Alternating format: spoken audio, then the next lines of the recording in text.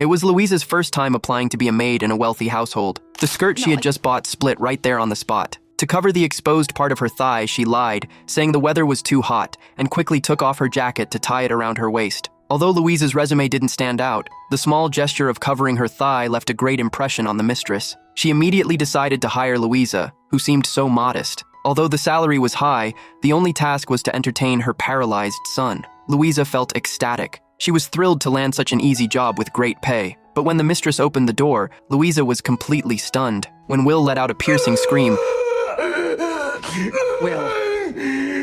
Louisa was genuinely frightened. However, Will quickly stopped and sharply pointed out that Louisa's skirt had torn. His rude comment made Louisa embarrass herself. It was then that she realized Will's earlier outburst was all an act. Although she was deeply unsettled, who would turn down such a high-paying job? But the next day, Will suddenly fell seriously ill. At first, Louisa thought it was just another prank. But when the caregiver removed Will's shirt to help him sweat, Louisa noticed marks on his wrist from where he had cut himself. She simply couldn't understand. Why would someone with such vast wealth choose to end it all? It wasn't until that day, when Louisa accidentally overheard a fight between Will's parents, that she finally understood Will's plan to euthanize himself in 6 months. His father chose to understand and support his son's decision, but his mother strongly opposed it. At that moment, Louisa finally realized why her job would only last for 6 months. It was because that was all the time Will had left. Louisa just couldn't accept a job that would help someone die, but every time she returned home, she tried to convince herself to push through. Her father had lost his job, her mother was taking care of her grandfather at home, her sister had a child out of wedlock,